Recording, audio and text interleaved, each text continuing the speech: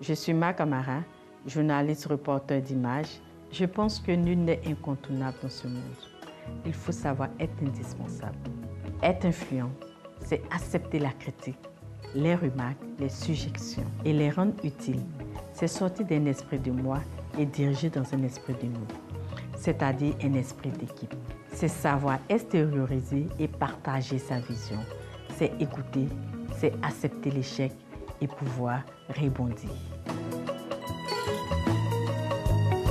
Ma recette personnelle, c'est le travail, c'est la patience, c'est la gratitude. La gratitude envers les personnes qui ont accepté de m'accueillir dans le monde professionnel et faire de moi ce que je suis. La gratitude envers mes parents, qui ont compris très tôt qu'il fallait faire confiance à la fille et lui donner une chance d'aller à l'école. La gratitude envers mes convictions, mes valeurs qui ne m'ont jamais lâché, quelles que soient les difficultés. Ma gratitude envers Dieu, envers la mère nature, qui sont restés et restent toujours attentifs à mes projets. L'une de mes recettes, c'est de savoir se mettre en cause. Je reviens là-dessus parce que nous voulons toujours trouver un coupable à ce qui nous arrive, trouver un acteur à nos échecs, sans véritablement se poser la question sur notre part de responsabilité. Je m'entoure d'ondes positives et les obstacles sur mon chemin deviennent des temps de repos et de méditation pour mieux avancer. Pour la petite histoire, j'ai voulu être militaire, mais malheureusement, à cette époque, les femmes n'étaient pas autorisées à l'école militaire de Bingerville. Mon amour pour le journalisme a véritablement commencé au lycée, où l'un de mes professeurs, Adseni Dambélé, actuel directeur général de la RTI, avait été emprisonné alors qu'il écrivait pour un quotidien proche de l'opposition.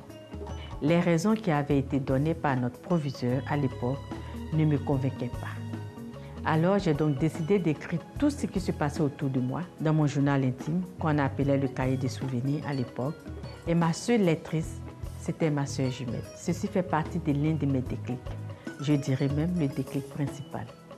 Il était pour moi inadmissible de voir un journaliste en prison alors qu'il faisait son job. Je me suis dit, Ma, il faut que tu sois journaliste pour régler l'image du destructeur ou du perturbateur de paix que les gens ont du journaliste. Mais comment devenir journaliste? C'était ça la question. Je n'avais personne qui pouvait m'aider, mais j'ai fait confiance à mes projets et à mon ambition. Des moments sombres, oui, j'en ai connu. Mais pour moi, c'est une école. J'avais une vision, un objectif. Je me suis donc inspirée des talents des aînés parce que pour moi, il est inutile de vouloir faire comme les autres. Sinon, vous perdez vos valeurs.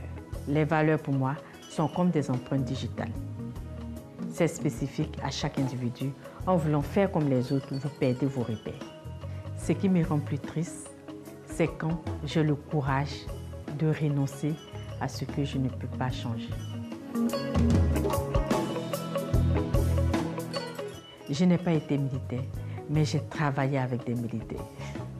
Et aussi bien d'autres portes heureuses dans ce secteur se sont ouvertes pour moi. Aujourd'hui, je suis la première femme journaliste reporter d'images en Côte d'Ivoire et l'une des premières en Afrique spécialisée sur les questions militaires. J'enseigne le média training à des officiers supérieurs. En tant que présidente de l'Association de la presse étrangère en Côte d'Ivoire, j'ai réussi à faire partager ma vision de création d'un cadre de travail sécurisé pour des journalistes dans l'exercice de leurs fonctions. On ne devient rien dans ce monde sans mentor. Et surtout dans le secteur de la presse. Il faut savoir rendre hommage à ceux qui nous ouvrent la porte et nous font.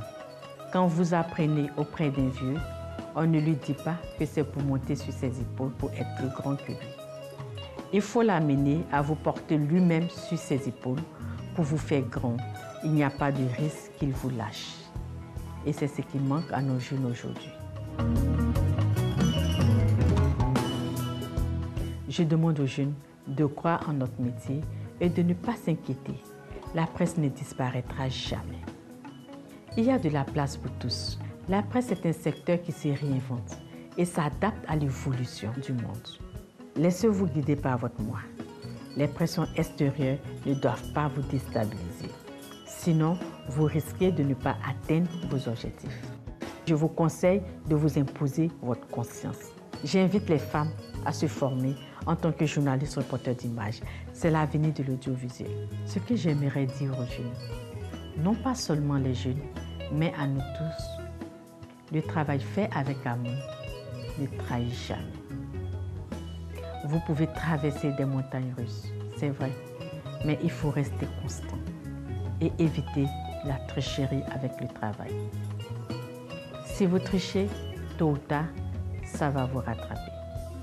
L'excellence ne rime pas avec mensonge.